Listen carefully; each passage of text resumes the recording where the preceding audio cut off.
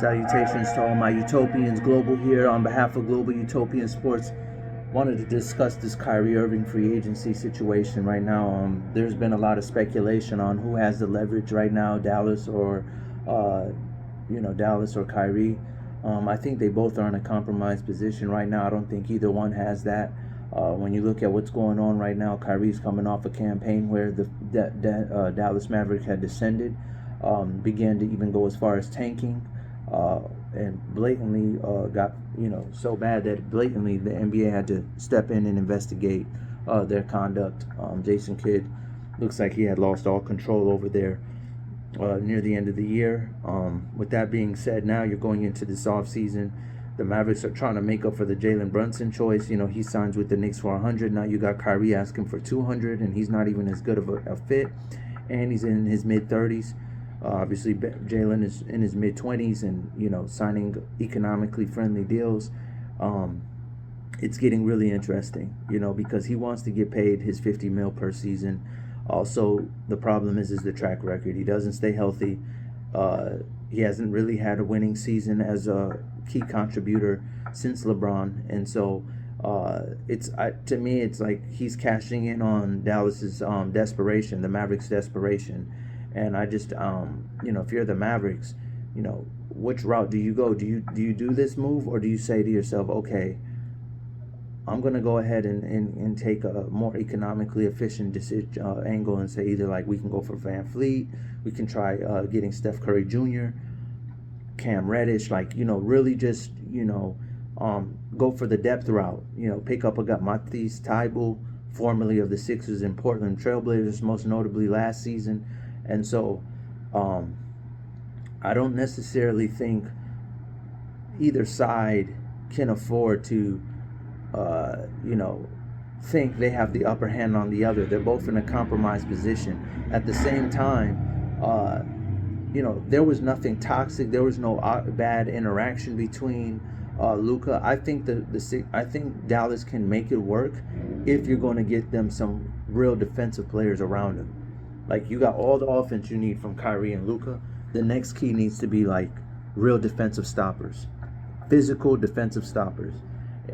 If you're going to really make a move in this league, and I don't necessarily know if this is the market for it, or if they have the cap to do so. But if you're Dallas,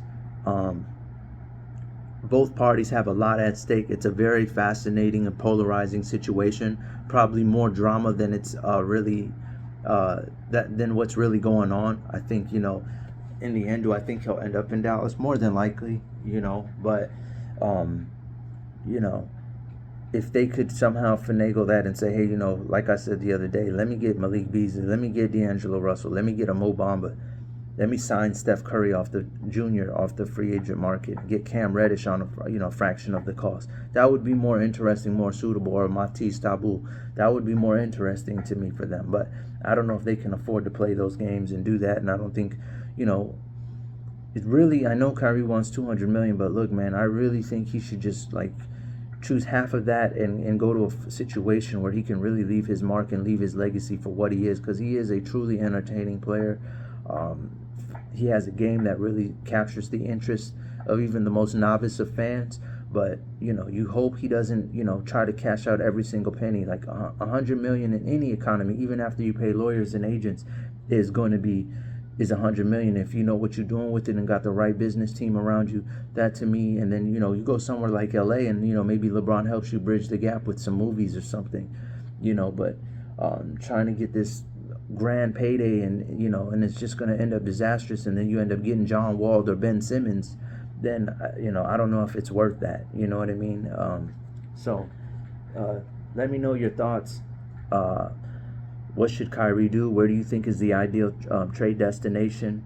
I'm always open to a healthy debate, quality debate. Let me know.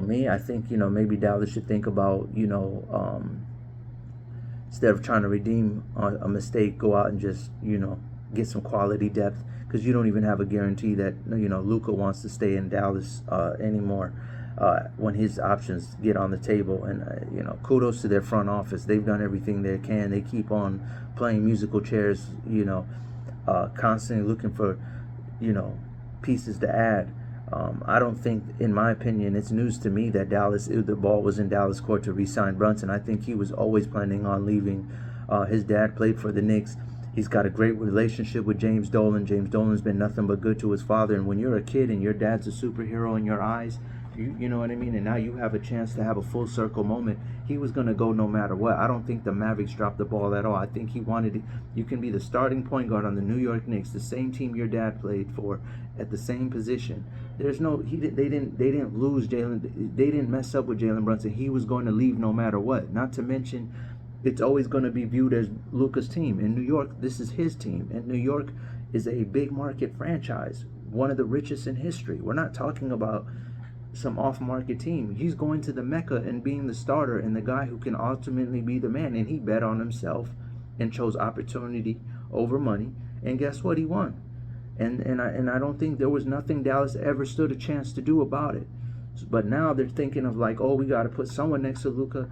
And I think now it's time to start putting some tough love and saying, hey, we're going to do what we can, but we're not about to put ourselves underwater just to show you how much we care about you. You know, be a good person, but don't go out of your way to prove you're a good person. In Dallas' case, be a good franchise, but don't go out of your way trying to prove it because because someone left. You never were going to re-up him anyway, Jalen Brunson. Get over it. You were never going to get him to re-sign. His mind was made up. I don't care what anyone says. You can say, oh, you guys didn't offer that. He wasn't coming back.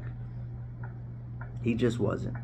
And I can't tell you how many players would have done the same thing.